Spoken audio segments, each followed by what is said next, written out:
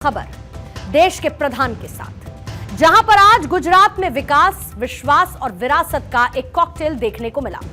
देश के प्रधानमंत्री आज अपने गृह प्रदेश में थे। गुजरात मॉडल से देश को दिशा दी गई, तो आज गुजरात को मोदी सरकार ने रिटर्न गिफ्ट भी दे दिया। मौके दो थे। पहला, मोदी सरकार 3.0 के 100 दिन पूरे हुए, तो दूसरा मौका प्रधानमंत्री के जन्मदिन का, जो कि कल मनाया जाएगा। लेकिन इससे पहले प्रधानमंत्री नरेंद्र मोदी ने गुजरात को 8,000 करोड़ रुपए की सौगात दी है। इन 100 दिनों में 15 लाख करोड़ रुपए से ज्यादा योजनाओं पर काम शुरू हुआ है। आज यहां इस कार्यक्रम में भी गुजरात के हजारों परिवारों को पक्का घर मिला है। फैक्ट्रियों में काम करने वालों के लिए विशेष आवास योजना बनानी हो, वर्किंग विमेन के लिए देश में नए हॉस्टल बनाने हो, सरकार इन पर हजारों करोड़ रुपए खर्च कर रही है। गुजरात में आज प्रधानमंत्री नरेंद्र मोदी ने अहमदाबाद से भुज तक के लिए भारत की पहली नमो भारत रैपिड रेल को हरी झंडी दिखाकर रवाना किया, जिसमें उन्होंने मुख्यमंत्री भूपेंद्र पटेल के साथ रैपिड रेल में सफर भी किया। तस्वीरें इस वक्त आपके सामने हैं। हरी झंडी प्रधानमंत्री की तरफ से दिखाई गई। गुजरात के गांधीनगर में वो मौजूद थे और इसके साथ ही रैपिड रेल की सौगात प्रधानमंत्री की तरफ से दी गई और उनकी तरफ से इसका उद्घाटन भी किया गया, जिसकी ये तस्वीरें हैं। गुजरात मॉडल की बात पूरे देश भर में होती है। प्रधानमंत्री मोदी कुछ इस तरीके से रैपिड रेल में सफर करने के लिए पहुंचे मेट्रो स्टेशन। उसके बाद उनकी तरफ से वो तस्वीरें देखी गई, जिसमें यह बताया गया कि इस सेकेंड फेज को कैसे और ज्यादा मजबूत राज्य सरकार बना रही है। भूपेंद्र भाई पटेल उस दौरान उनके साथ मौजूद रहे और इसके साथ रूट क्या रहेगा इस रैपिड रेल का, इसकी भी जानकारी प्रधानमंत्री को उस दौरान दी गई। प्रधानमंत्री ने कुछ इस तरीके से हरी झंडी दिखाकर रैपिड रेल को रवाना किया और बड़ी सौगात प्रधानमंत्री की तरफ से दी गई। नाम इसे दिया गया नमो भारत रैपिड रेल। अब इसकी खासियत का भी जिक्र कर लेते हैं, क्योंकि नमो भारत रैपिड रेल जो है वो अत्याधुनिक सुविधाओं से सुसज्जित है। किसी भी तरीके की टक्कर से बचने के लिए ट्रेन में कवच जैसी उन्नत सुरक्षा प्रणाली भी लगी है। इसमें धुएं या फिर आग का पता लगाने वाली ऑटोमेटिक सिस्टम भी है, जिसमें 1150 यात्रियों के बैठने की क्षमता है और यात्रियों के आराम के लिए सोफे की भी व्यवस्था है। इसमें दिव्यांगों के लिए अनुकूल टॉयलेट है। पूरी तरीके से सीलबंद, फ्लेक्सिबल गैंगवे और साथ ही फूड सर्विस जैसी सुविधाएं भी इस रैपिड रेल में दी गई हैं। अब वर्तमान में देश की बढ़ती रफ्तार के साथ प्रधानमंत्री मोदी ने भविष्य का भी ध्यान रखा। प्रधानमंत्री मोदी ने गांधीनगर में global renewable energy investors meet and expo के 4थे एडिशन को भी संबोधित किया। उन्होंने कहा कि न सिर्फ भारतीय बल्कि पूरी दुनिया को यह लगता है कि 21वीं सदी के लिए भारत सबसे अच्छा विकल्प है।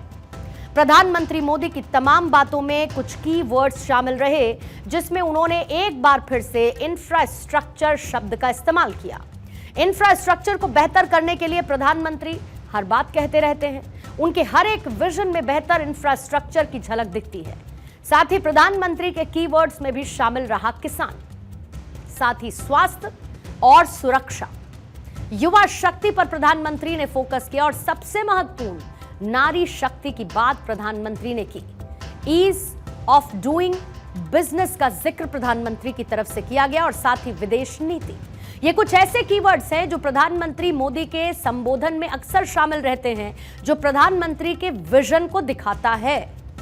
इन तमाम बातों के बीच प्रधानमंत्री नरेंद्र मोदी ने अमेरिका के तत्कालीन राष्ट्रपति बराक ओबामा को भी याद किया और उनको याद करते हुए उन्होंने क्या कहा, एक बार आपको वो भी सुनवा देते हैं।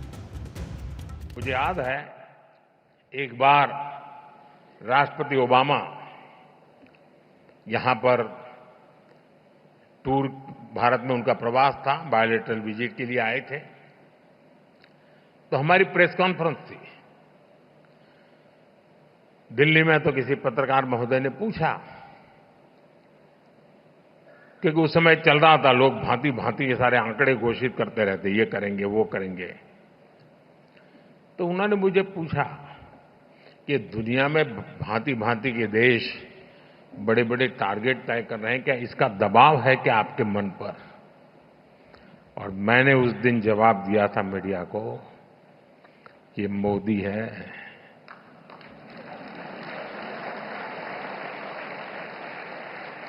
यहां किसी का दबाव नहीं चलता है।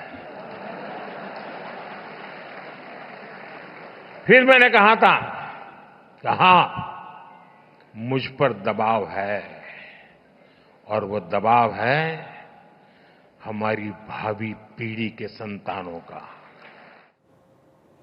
प्रधानमंत्री मोदी के इन तमाम शब्दों के बीच जिक्र तो बराक ओबामा का था, लेकिन कहीं ना कहीं निशाने पर विपक्ष था।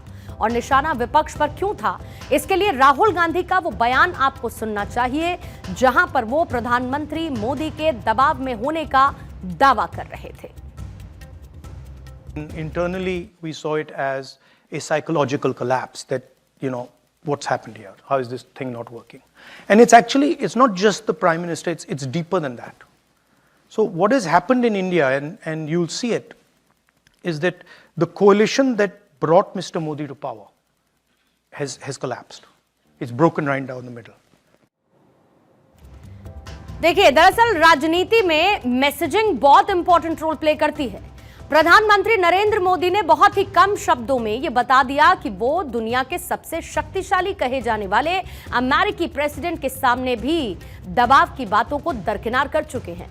इसका मतलब क्या है, आप समझ सकते हैं।